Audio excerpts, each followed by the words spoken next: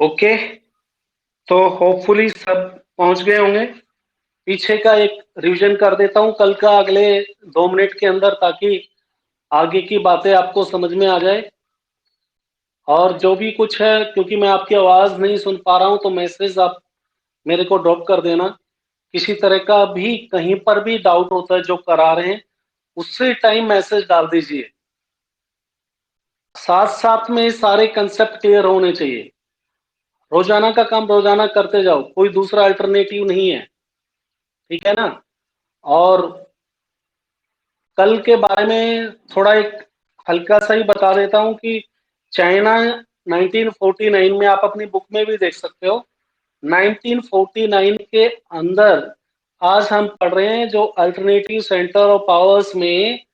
इससे पहले हमने यूरोपियन यूनियन के बारे में बात कर चुके हैं, इससे पहले ब्रिक्स नेशन की बात हो चुकी है, सार्क नेशन की बात हो चुकी है, ठीक है, और आसियान के बारे में बात कर चुके हैं। चार ग्रुप ऑफ कंट्रीज के संगठन है, ऑर्गेनाइजेशन, उनके बारे में बात कर चुके हैं। और आज हम ले रहे हैं, अब देशों की बारी आ गई। अभी तक ग्रुप ऑफ कंट्रीज मिलके किस तरह से अमेरिका के बराबर पहुंच सकते हैं वो बातें थी। अब एक एक कंट्री, कौन कौन से विश्व के अंदर ऐसे देश हैं जो अमेरिका के कमोबेश या तो मुकाबले में हैं आज के दिन, या आने वाले फ्यूचर में, आने वाले दिनों में वो अमेरिका के कहीं ना कहीं बराबर आके खड़े हो जाएंगे। तो उन देशों की बात करेंगे। और सबसे पहले उन देशों में, कल भी मैंने बताया था, चाइना नंबर 1 पे है जो अमेरिका का मुकाबला करने की पोजीशन में है, रशिया है, उसके बाद में इजराइल है, भारत है, उसके बारे में बात करेंगे, ठीक है। और साथ ही साथ बात करेंगे इन सब देशों के, ये सभी देश जिसकी हम बात कर रहे हैं, इनके भारत के साथ में किस तरह संबंध है। चाइना के भारत के साथ किस तरह के रिलेशंस हैं आप जानते हो, थोड़ा बहुत और डिस्कस कर लेंगे। इजराइल के भारत के साथ किस तरह के संबंध है, रशिया के भारत के साथ किस तरह के संबंध है, ये भी बात करने वाले हैं। तो लेकिन आज चाइना के बारे में बात करते हैं। तो चाइना के बारे में जब हमारी बात शुरू होती है, तो जैसे हमने 1947 में इंडिपेंडेंस पाई, चाइना 1949 के अंदर, वहां पर एक गृह युद्ध की कंडीशन चल रही थी, दो पार्टियों के बीच में। एक पार्टी बोल रही थी कि भाई चाइना के अंदर में डेमोक्रेसी होनी चाहिए, ठीक है, वो चांग काई शेक थे जो नेशनलिस्ट पार्टी थे। मतलब कौन सा तरह का शासन हो, चांग काई शेक थे नेता, वो बोले थे डेमोक्रेसी होनी चाहिए। दूसरी तरफ माओ जेदांग थे, वो चाहते थे कम्युनिज्म हो, जो रशिया के अंदर, सोवियत रूस के अंदर था। तो अल्टीमेटली कंक्लूजन ये है, चांग काई शेक ने को माओ जेनांग ने बाहर निकाल दिया चाइना से, और उनकी पार्टी का शासन आज ताइवान के अंदर है। जो कभी ताइवान चाइना का हिस्सा हुआ करता था, आज एक ताइवान छोटा सा देश है, ठीक है ना। वहां पर चांग काई शेक की सरकार है, और चाइना के अंदर आज माओ जेदांग की पार्टी के जो भी आज के दिन नेता है, जिसके बारे में बात करेंगे, जियांग जेमिन, उनकी सरकार चल रही है, कम्युनिज्म यहाँ पर एस्टेब्लिश है। तो ये 1949 में यहाँ कम्युनिज्म हुआ।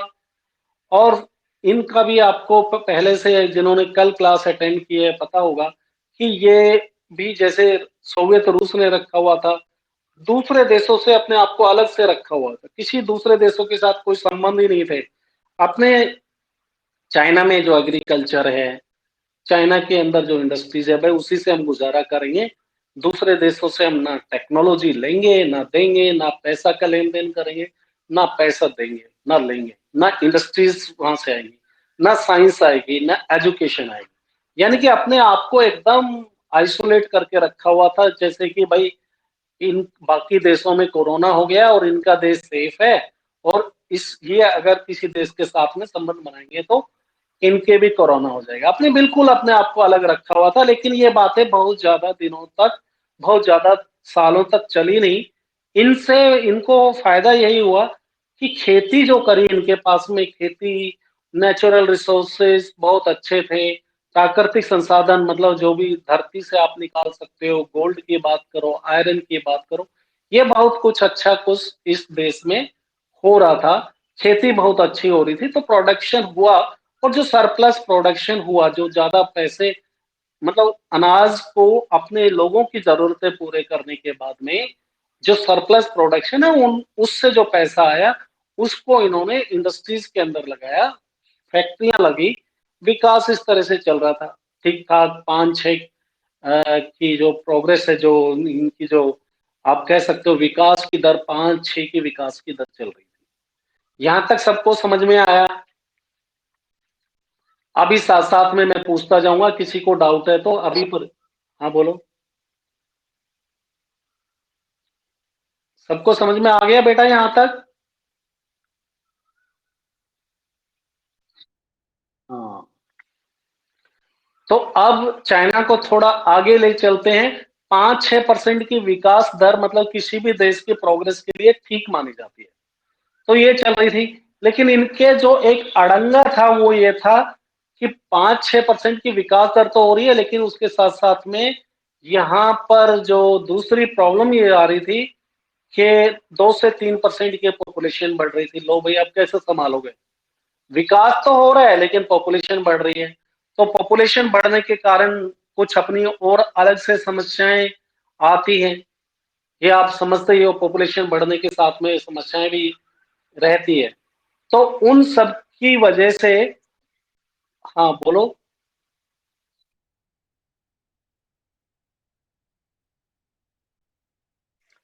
जितने भी आपके भारत के पड़ोसी या बॉर्डरिंग स्टेट हैं, आप उठा लीजिए। सबसे पहले उत्तर में ले लीजिए, भारत के उत्तर के अंदर अफ़गानिस्तान है, ठीक है? उसके बाद में पाकिस्तान है, फिर आप नेपाल को ले लीजिए, नेपाल के बाद में बांग्लादेश ले लीजिए, बांग्लादेश के बाद में म्यांमार ले लीजिए पूर्व के अंदर, म्यांमार के बाद में श्रीलंका नीचे ले लीजिए, मालदीव ले लीजिए, भारत ले लीजिए। बोलिए, कहाँ पर दिक्कत आ रही थी? अरे भारत के हाँ, बोलो।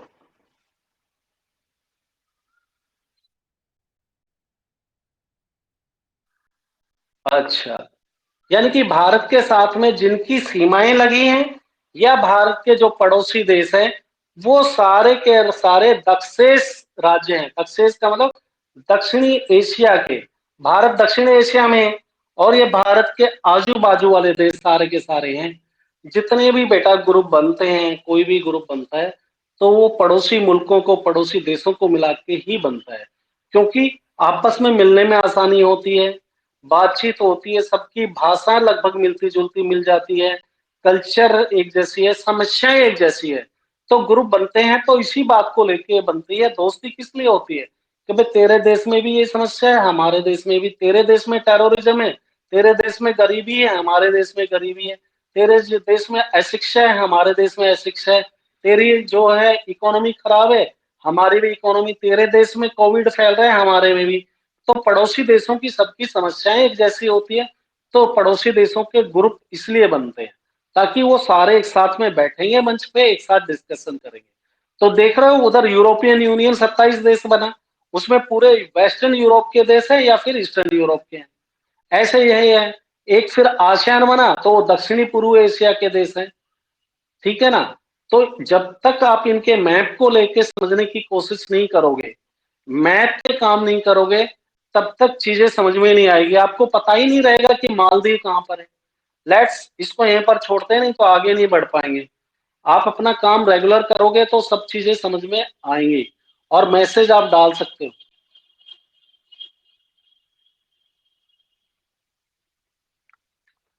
म्यांमार क्यों नहीं है? म्यांमार का नाम क्या है? थोड़ा देख लीजिए दूसरा नाम क्या है और फिर हमसे बात करना, ठीक है ना? किसने लिखा था ये देख लेना मैसेज। मैं भी क्लियर कर लूंगा। मोस्ट लाइकली म्यांमार होना चाहिए। अगर नहीं है तो देखेंगे एक बार। मैं जरूर आपके पास में नेक्स्ट क्लास में आऊंगा तो आप देख पाओगे उसको, ठीक है ना? बात कर लेंगे। अगर नहीं है तो क्यों नहीं है?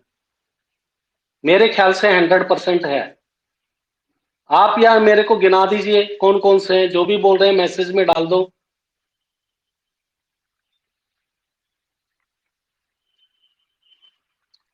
आज अभी बात कर रहे थे चाइना की, फिर उसके बाद में बात कर लेंगे। कोई नहीं, हो सकता है कि मैं गलत हूँ, हो सकता है कि हम आपको सही नहीं बताए हो, तो उसको इंक्लूड कर देंगे, करेक्शन कर लेंगे। कोई इसमें प्रेस्टीज इश्यू या ईगो इश्यू नहीं होता है, चीजें आप तक सही पहुंचनी चाहिए, आइडिया ये है।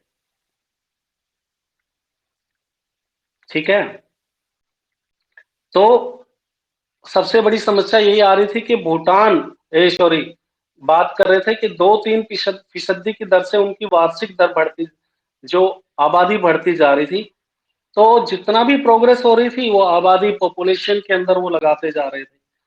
खेती की पैदावार, उद्योग जो हैं, उनके जरूरतें हैं, वो पूरी नहीं कर पा रहे थे, लेकिन फिर भी इन्होंने प्रोग्रेस की।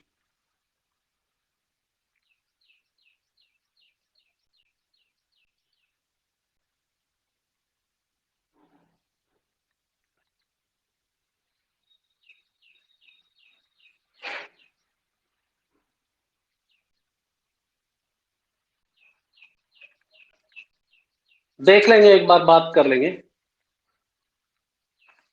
मैप में एक बार देख लेंगे, कोई दिक्कत वाली बात नहीं है। और भूटान है ना, ठीक है, सिक्किम के पास में भूटान है, उसको हम करेक्ट कर लेते हैं, तो म्यांमार ना होके भूटान होगा, ठीक है ना। नेपाल और सिक्किम के बीच में भूटान है, ठीक है। फिर एक बार मैं कर लूंगा, most likely it should be the Bhutan, Myanmar नहीं होगा।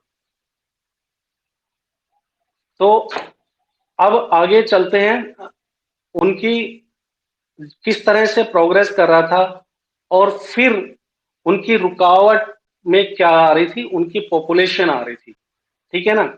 तो कुछ पॉलिसी डिसीजन चाइना ने लिए। किस तरह के पॉलिसी डिसीजन चाइना ने लिए कि भाई 1970 के दशक में जाके उन्होंने सोचा कि ये जो एकांतवास का हमारा चल रहा है कि भाई हम दूसरे देशों के साथ किसी तरह के रिलेशंस नहीं बना पा रहे हैं। यस, ओपन डोर पॉलिसी ही बोला जाता है, मैं बोल रहा हूं ना कि 1972 से पहले उन्होंने अपने आप को आइसोलेट करके रखा था, जो मैं आपने समझाने की कोशिश की कि भाई बाकी देशों को जैसे कोविड फैल रहा है और इनका देश सेफ है, इसका मतलब वो अपने आप को अलग रखे हुए थे। लेकिन 1972 में जाके उनको बात समझ में आई कि हम अकेले विकास तो कर रहे हैं, लेकिन हमारे देश के अंदर नई टेक्नोलॉजी नहीं आ रही, नई इंडस्ट्रीज के नई नई इन्वेंशन हो रही है, वो हमारे देश में नहीं है। साथ में एजुकेशन, रिसर्च एंड डेवलपमेंट के अंदर जो पूरे विश्व के अंदर जो प्रोग्रेस हो रही है, उसका बेनिफिट हमको नहीं मिल पा रहा है। तो हमें ये अपना जो आइसोलेशन है, जो सोवियत रूस ने जो गलती की थी, उस गलती को हम कोई दूसरे तरीके से ठीक करते हुए आगे बढ़ेंगे। उनको एक आगे एक लेसन मिला हुआ था कि भाई हम सोवियत रूस वाली गलती ना करेंगे, लेकिन हमने फिर धीरे धीरे उन्होंने क्या, अमेरिका के साथ में अपने संबंध बनाए, और 1973 में जाकर उन्होंने चाउ एन लाइनी ने जो है काम करना शुरू किया। किस किस के ऊपर उसने सोचा काम करेंगे, इंडस्ट्रीज के ऊपर, मिलिट्री के ऊपर, साइंस एंड टेक्नोलॉजी के क्षेत्र के अंदर, ये सारे प्रपोजल लेके आए कि इनके ऊपर हमको मॉडर्नाइजेशन के ऊपर काम करना है।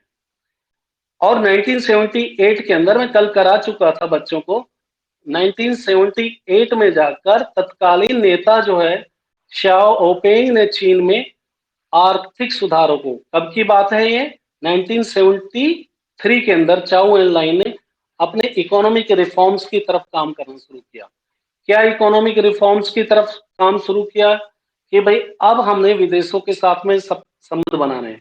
ओपन डोर पॉलिसी का मतलब यही है कि अभी तक आपने दरवाजा बंद रखा था, किसके लिए, दूसरे देशों के लिए, अब आपने दरवाजा खोल दिया। दरवाजे का मतलब यहाँ पर मार्केट से है कि आपके देश में आके दूसरे देश के लोग भी पैसा इन्वेस्ट कर पाएंगे, इंडस्ट्री लगाएंगे, मल्टीनेशनल कंपनी होंगी, रिसर्च और डेवलपमेंट, टेक्नोलॉजी का आना जाना होगा, और फॉरेन एक्सचेंज, करेंसी का जो एक्सचेंज है वो होगा, दूसरे देशों की करेंसी भी आपके देश में आने लगेगी। तो इस सब के ऊपर काम चलना शुरू हुआ, ठीक है ना। लेकिन जो गलती, मैं फिर कह रहा हूं, जो गलती सोवियत रूस ने की थी, वो इन्होंने नहीं की। सोवियत रूस ने क्या किया था? शॉक थेरेपी दिया था। शॉक थेरेपी का मतलब क्या है? आप याद कर पाओ तो उनकी जो इकोनॉमी एकदम डाउन जा चुकी थी, उसको इकोनॉमी को ऊपर उठाने के लिए जो अमेरिका का जो मॉडल है, पूंजीवाद है, ठीक है ना? पूंजीवाद को इन्होंने भी अपनाया है, ठीक है ना? ओपन डोर पॉलिसी का मतलब ही यही होता है कि आप साम्यवाद से पूंजीवाद की तरफ जा रहे हो, कैपिटलिज्म की तरफ जा रहे हो।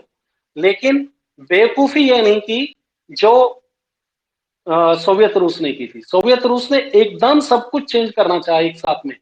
पूरी अपने देश की जितनी भी इंडस्ट्रीज थी, वो एक साथ में बोली लगा दी। अभी तक सरकार का कब्जा था, बोला भाई ठीक है, इतनी तारीख से हम इसको बेच रहे हैं, जितनी भी इंडस्ट्रीज हैं उसको प्राइवेटाइज कर रहे हैं, जो कोई खरीदना चाहता है खरीद सकते हैं।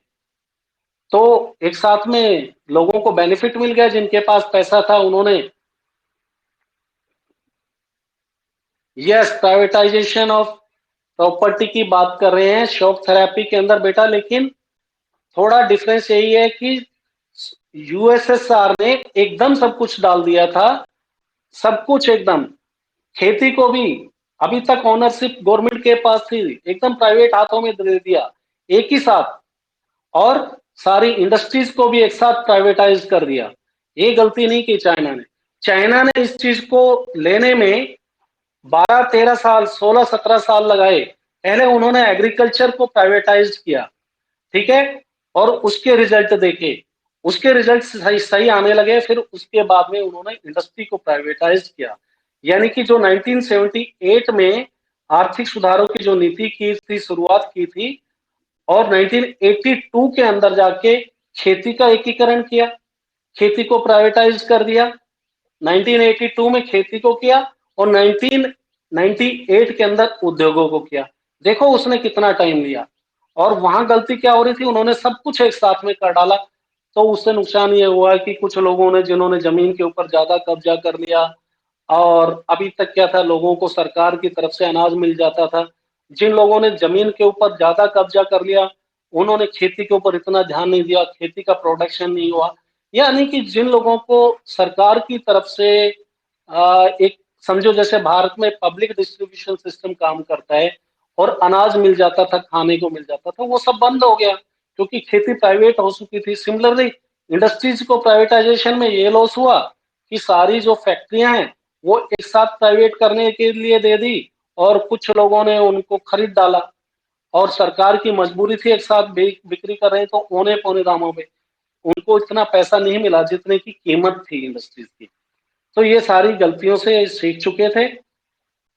तो चीन ने अपनी जो, इनकी इकोनॉमी जो स्टैग्नेंट हो चुकी थी, इससे उबारने में इसको मदद मिली जो ये पॉलिसीज लेके आए इससे, ठीक है। ये निजीकरण के कारण एग्रीकल्चर के अंदर हो चाहे ग्रामीण क्षेत्र में है, आय बढ़ी, सोर्स ऑफ इनकम जो प्राइवेटाइज हुआ। इससे लोगों को एक ये रहता है ना कि आप मेहनत कर रहे हो तो उसकी, उसका बेनिफिट आपको मिलने वाला है। जब आप सोशलिज्म के अंदर, साम्यवादी देशों में काम करते हो, मतलब पूरा ही एकदम कंप्लीटली सोशलिज्म हो, जो कि आज के दिन है नहीं कहीं पर, तो क्या है कि आप मेहनत कर रहे हो, लेकिन जो लोग मेहनत नहीं कर रहे हैं उनको भी बराबर खाने को मिल रहा है। तो लोग जो मेहनत करने वाले हैं वो एक डेमोरलाइज हो जाते हैं कि सबको बराबर तो मिलना है यार, खाने को बराबर मिलना है, एजुकेशन फैसिलिटीज बराबर मिलनी है, हेल्थ फैसिलिटीज बराबर मिलनी है, तो हम क्यों मेहनत करें। लेकिन जहाँ प्राइवेटाइज होता है तो लोग मेहनत इसलिए करते हैं कि पता है प्राइवेटाइज के अंदर अगर मेहनत करेंगे तो उसका जितना मैक्सिमम बेनिफिट, मैक्सिमम मेहनत मैक्सिमम बेनिफिट, कम मेहनत कम बेनिफिट। तो लोग दिल लगा के, दिल खोल के मेहनत करते हैं ताकि जो भी रिजल्ट आएगा उसके खुद हम रेस्पॉन्सिबल होंगे। तो ये फायदा चाइना के लोगों ने उठाया। ग्रामीण व्यवस्था जो है, अर्थव्यवस्था, वो इससे लोगों में सेविंग की एक वो बढ़ने लगी, पैसा बचाना शुरू किया लोगों ने। उद्योग और कृषि दोनों ही क्षेत्र में चीन की अर्थव्यवस्था अब प्रोग्रेस करने लगी, चाहे इंडस्ट्रीज हो चाहे इस दोनों में। और चीन ने बहुत सारे और भी कदम उठाए, जैसे कि हमने जो बहुत बाद में उठाने शुरू किए, 1991 के बाद जो हमने उठाए, उन्होंने बहुत पहले उठा दिए थे। क्या किया, स्पेशल इकोनॉमिक जोन्स बना दिए, एक जमीन है जो इतनी फर्टाइल है नहीं, वहां पर उद्योग इंडस्ट्रीज खड़ी कर दी और उसके अंदर कोई एक, सोचो कोई एक हवाई जहाज बनाने वाली है, उसी के साथ में उसके अलग अलग कंपोनेंट बनाने वाली को सारे पार्ट एक जगह से मिल रहे, तो इस तरह से काम शुरू कर दिया। मोबाइल की एसेसरीज का सब कुछ मतलब एक जगह पे हो गया।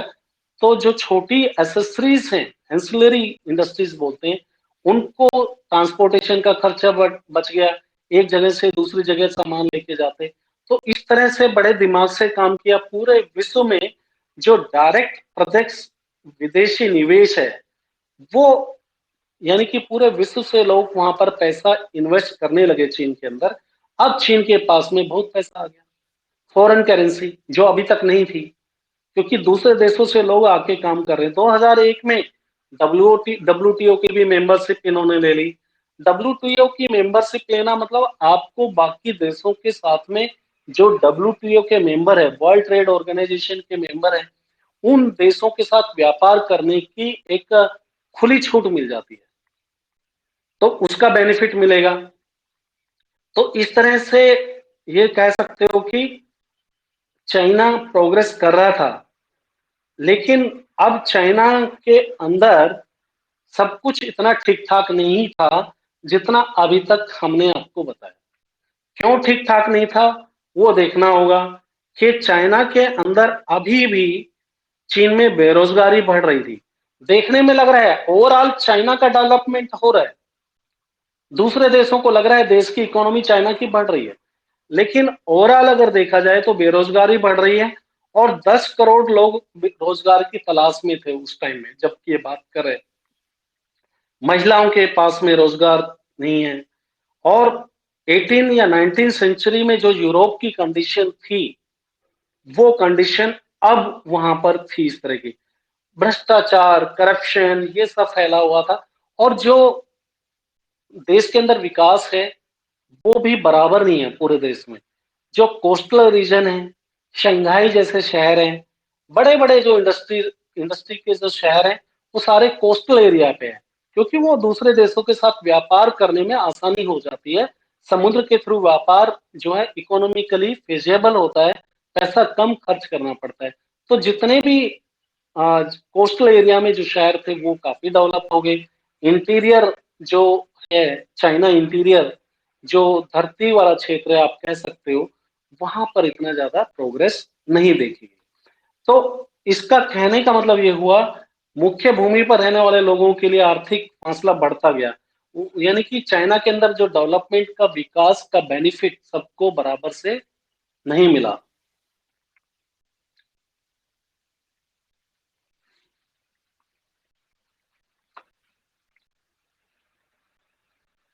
रिवाइवल ऑफ रसिया का मतलब यह है कि वो जो पीरियड था, जो शॉक थेरेपी का था, जितने ना सिर्फ हम रसिया की बात करें, जितने भी 14 और भी अन्य जो कंट्री थे जो अलग हुए थे, उनको 10 साल लग गए फिर दोबारा से उनकी इकोनॉमी को, जब डिसइंटीग्रेट होने से पहले जिस तरह की आर्थिक स्थिति थी वहां पर पहुंचने में। ये 1991 की बात है, डिसइंटीग्रेट हुआ जब यूएसएसआर। और शॉक थेरेपी के कारण, एकदम चेंजिंग लाने के कारण उनको उसी कंडीशन में आने, रिवाइवल मतलब जो पूर्व स्थिति अपनी, जहां वो ठीक ठाक प्रोग्रेस कर रहे थे, उस कंडीशन में आने के लिए उनको 10 साल लग गए। फिर उसके आगे तो रशिया प्रोग्रेस कर ही रहा है, ठीक है ना। रिवाइवल और रशिया का मतलब ये है। तो एक जबरदस्त चाइना को, ये बात तो हमको मानना पड़ेगा, चाहे आप रीजनल देखो चाहे ग्लोबल पॉइंट ऑफ व्यू से देखो, एक एक आर्थिक शक्ति के रूप में उभर के आया है और दुनिया इस बात को मानती है, इसमें कोई शक नहीं है।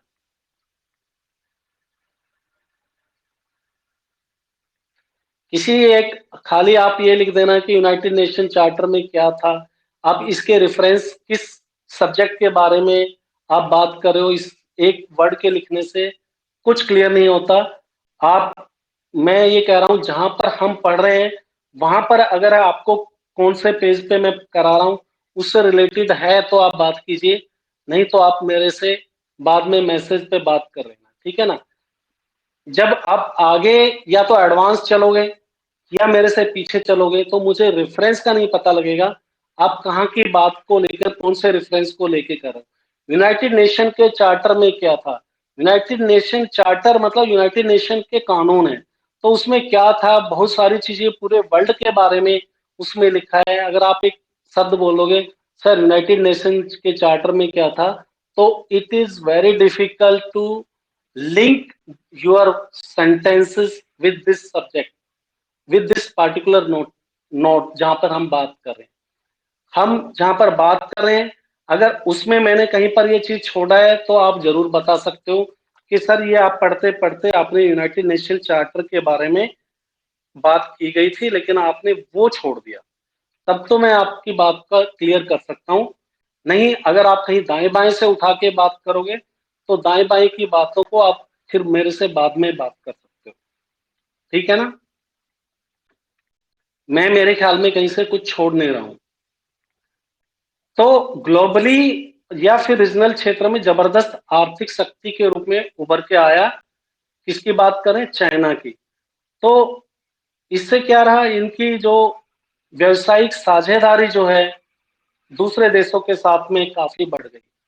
देखो चाइना की बात करो तो ना भारत के साथ में चाइना के अच्छे संबंध है, ना अमेरिका के साथ में चाइना के अच्छे संबंध है, लेकिन इसके बावजूद भी एक बात को आपको समझना पड़ेगा, ये सब ना होते हुए भी ना चाइना भारत के साथ अपने संबंध खत्म कर सकता है। मैं बात कर रहा हूं व्यापारिक संबंध की, ठीक है ना, इन टर्म्स ऑफ ट्रेड की बात कर रहा हूं। ना भारत इस पोजीशन में, दोनों को एक दूसरे की जरूरत है। सिमिलरली अमेरिका के संबंध भी बहुत अच्छे नहीं है आज के दिन भी, लेकिन अमेरिका भी नहीं छोड़ सकता।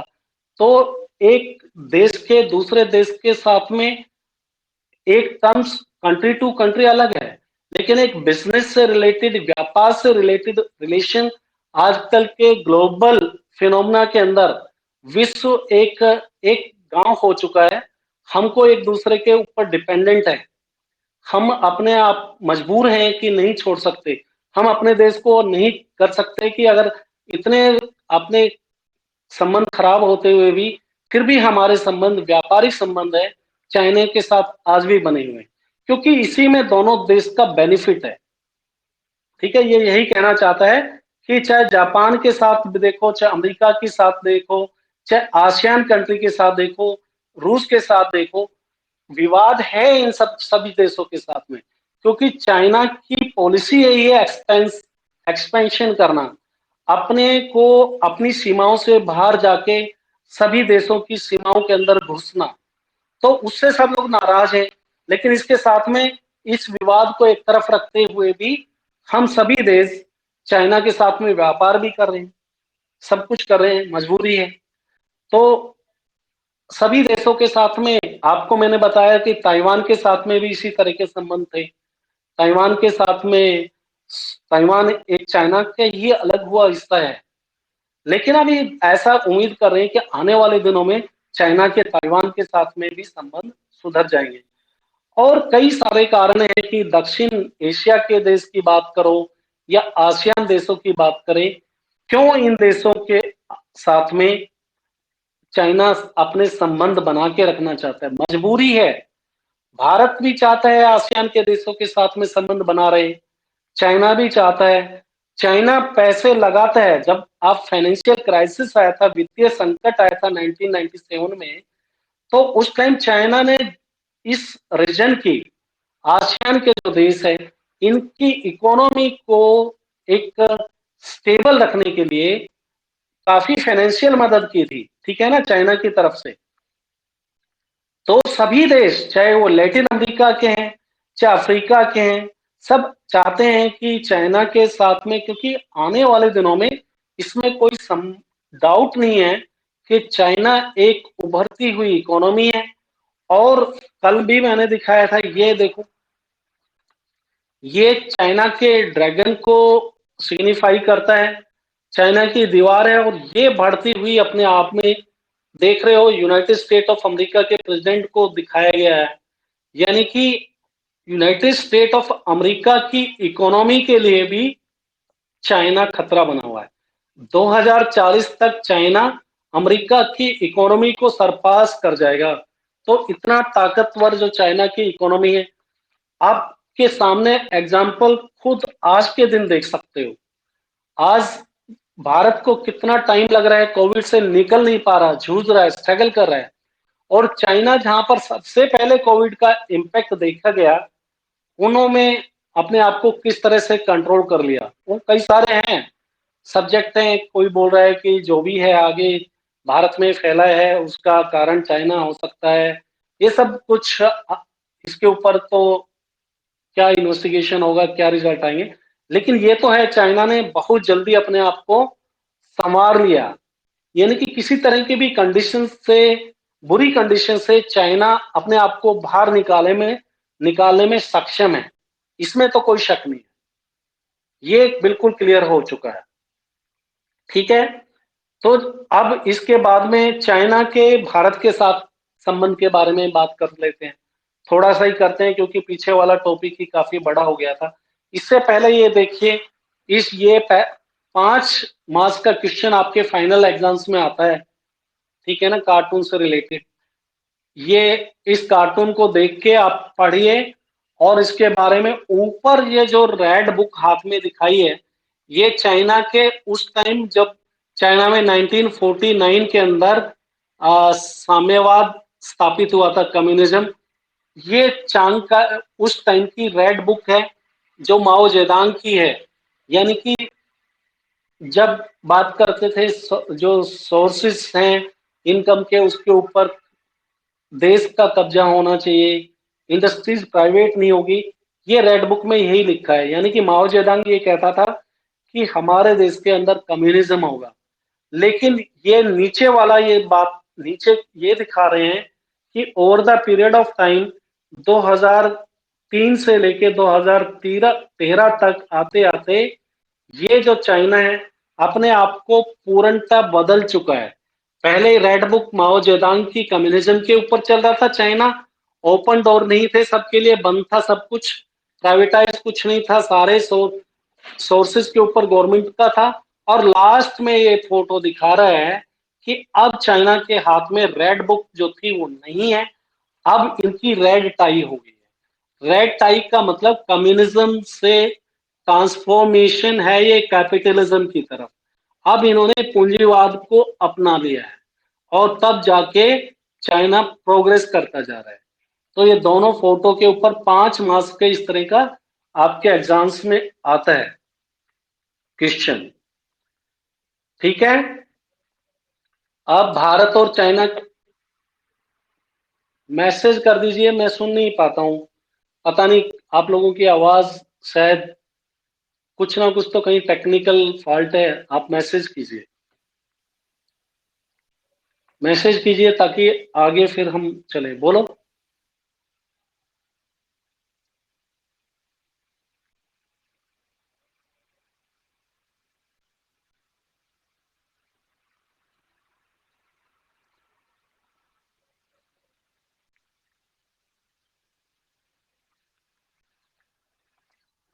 ओके, मैं बता रहा हूं। फोटो में ये दे रखा है, देखो बेटा, ऊपर लिखा हुआ है माओ की लाल किताब, रेड बुक ऑफ माओ लिखा होगा आपकी बुक में। तो शुरू शुरू में जब चाइना 1949 के अंदर, पहले वाला फोटो की बात कर रहा हूं, 1949 के अंदर जब चाइना के अंदर कम्युनिज्म एस्टेब्लिश हुआ, तो माओ जेदांग ने कम्युनिज्म एस्टेब्लिश किया था। कम्युनिज्म का मतलब आप समझते ही हो, कुछ भी प्राइवेटाइज नहीं होगा, सरकार के पास में सारे रिसोर्सेस होंगे, इंडस्ट्रीज का सरकार के हाथ में कब्जा होगा, एग्रीकल्चर का सरकार के हाथ में कब्जा होगा, सब लोगों को बराबर सब कुछ मिलने वाला है, खाने पीने के लिए सब लोग काम करेंगे मिलकर। ठीक है, गवर्नमेंट के अंडर में काम करेंगे। तो वो है ये लाल किताब जो माओ जेदांग की बोलती है। लेकिन अब आपने पढ़ा कि बाद में हमने बात की थी 1973 एंड ऑनवर्ड्स, चाइना ने अपना एकांतवास, आइसोलेशन खत्म कर दिया। अब चाइना किस तरफ बढ़ रहा है, आगे की तरफ? अब बढ़ रहा है कम्युनिज्म से कैपिटलिज्म की तरफ, पूंजीवाद की। चाइना को लगा कि हमारी पॉपुलेशन बढ़ती जा रही है, चाइना को लगा कि हम प्रोग्रेस कर रहे हैं, लेकिन और ज्यादा प्रोग्रेस करेंगे अगर हम पूंजीवाद को अपनाएंगे, अगर हम एग्रीकल्चर को प्राइवेटाइज कर देंगे, अगर हम इंडस्ट्रीज को प्राइवेटाइज कर देंगे। तो इन्होंने स्टेप बाय स्टेप लेके अपने देश के अंदर एग्रीकल्चर का प्राइवेटाइजेशन किया पहले 1992 में। फिर उसके बाद में फिर इन्होंने इंडस्ट्रीज का प्राइवेटाइजेशन किया, ठीक है ना। 1982 में एग्रीकल्चर का, 1998 में इंडस्ट्री का प्राइवेटाइजेशन किया। तो इस प्राइवेटाइजेशन को सिग्निफाई कर रहा है आपका सेकंड वाला, ठीक है। अब ये बुक ना होकर ये रेड टाई दिखा रहे हैं, तो अब कह रहे हैं आज के दिन जो चाइना है वो रेड टाई लगा रहा है। रेड टाई का मतलब यही है कि कैपिटलिज्म, ठीक है ना। अब उसने कम्युनिज्म को छोड़ के कैपिटलिज्म को अडॉप्ट कर लिया। क्लियर हो गया बात?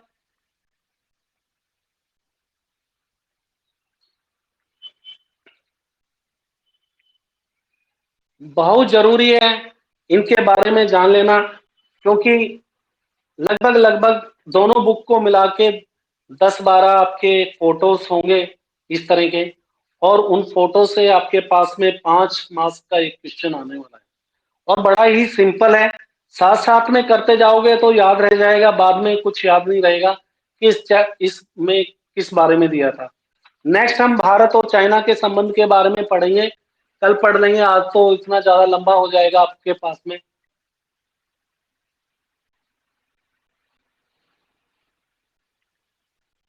हाँ, तो बेसिकली यही है, आपको पता ही है भारत और चाइना लगभग बराबर में 1947 1949 के अंदर कोई खास अंतर नहीं है, दोनों एक साथ में। यस सर तो तू बोलेगा ही बेटा, मुझे पता है कि जितना जल्दी खत्म हो जाए, लेकिन एक इंट्रो इंट्रो हो जाए, इंट्रोडक्शन दे देता हूँ ताकि चीजें कल अच्छे से समझ में आए। तो दोनों देश लगभग वहां पर चाइना में कम्युनिज्म अडॉप्ट हुआ 1949 में, उससे पहले सिविल वॉर चल रहा था। तो कह सकते हो कि जब भारत 1947 में आजाद हुआ, 1949 के अंदर चाइना के अंदर कम्युनिज्म एस्टेब्लिश हो गया। तो दोनों लगभग एक साथ ही आगे बढ़ने लगे थे। और इनिशियली भारत के और चाइना के आपको पता ही है, हिंदी चीनी भाई भाई के बारे में आपने सुना है, संबंध अच्छे थे। लेकिन कुछ हिस्टोरिकल मिस्टेक्स आप बोल सकते हो, जो ब्रिटेन के पीरियड में, ब्रिटिश का जब भारत के ऊपर शासन था उस पीरियड में हुई गलतियां, या कह सकते हो उनका फायदा चाइना उठा रहा है, इसकी वजह से आगे भारत और चाइना के संबंध खराब हुए। और 1962 में आपने एक लड़ाई भी देखी, कुछ अरुणाचल प्रदेश में टेरिटरी है जिसको लेके चाइना बार बार क्लेम करता रहता है, या फिर आपके जे-एंड-के में अक्साई चीन का लद्दाख का एरिया है। इन कई जगह पर लेके दोनों देशों के बीच में इश्यू चलते हैं, उसी को लेकर 1962 के अंदर वार हुई, और उसका आपको पता ही है, भारत को उस वार के अंदर हार का मुंह देखना पड़ा था। उसके बाद में चाइना और भारत की तरफ से संबंध को बढ़ाने की दिशा में काम किया गया, और मोटे तौर पे अगर हम बात करेंगे, कंक्लूजन यही निकलेगा कि दोनों देशों के बीच में संबंध तो खराब चल रहे हैं, लेकिन हमारे देश में एक, और पाकिस्तान चाइना के साथ में एक एग्रीमेंट है कि भाई हम एक दूसरे के ऊपर हथियारों का इस्तेमाल करके फायरिंग नहीं करेंगे। तो आपने देखा छोटी मोटी घटनाएं घटी, हमारी और सेना और उनकी सेना लद्दाख के अंदर कुछ इलाके में लगातार 6-6 7-7 महीना तक अभी तक लगातार बनी हुई है, लेकिन गोलीबारी नहीं हो रही है। तो ये एक अच्छी बात है, दोनों देशों के संबंध खराब हैं। चाइना खतरा है भारत के लिए, चाइना आपको कमजोर करने के लिए पाकिस्तान की मदद करता है, पाकिस्तान के टेररिस्ट है उनकी मदद करता है, वो सब इश्यू हैं।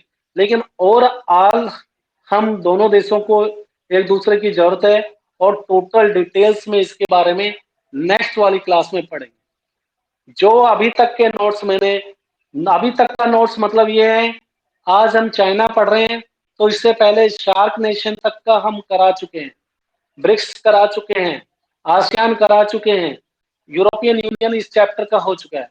तो जो हो चुका है उसके नोट्स आपके कंप्लीट होने चाहिए, और अभी मैंने आपके पास में शार्क के और ब्रिक्स के शायद मैंने नहीं भेजे हैं, वो मैं आपके पास में भेज दूंगा। आसियान तक के भेज चुका हूं, और जो कंप्लीट हो जाए साथ साथ में मेरे पास में आप भेजो। अभी तक मेरे पास अमृता के नोट्स आए हैं और एक दो बच्चियों के नोट्स आए हैं। बच्चों में तो, लड़कों में तो किसी का नहीं आया। और बी पंचुअल, कोई दूसरा ऑप्शन नहीं है। दाएं बाएं कब तक रहोगे, आखिर आना पड़ेगा, काम तो करना है, आगे बढ़ना है। ठीक है, आज का क्लास यहीं पर फिनिश करते हैं, और मैं ब्रिक्स के नोट्स आपके पास में भेज दूंगा। और इसके अलावा अगर किसी के पास में इस चैप्टर से रिलेटेड कोई नोट्स नहीं है तो मेरे को इन्फॉर्म कीजिएगा। जो आपकी बुक में नहीं है वो मैं भी इधर उधर से भेजूंगा। आपका काम है जो आपके पास भेज दिया उसको अपने रजिस्टर में नोट्स कीजिए और उसको याद करते रहिए। Is that clear to everyone?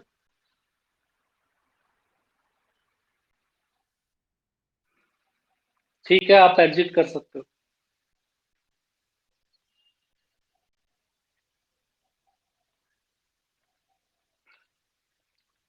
कौन सी ऐप पे भेजेंगे?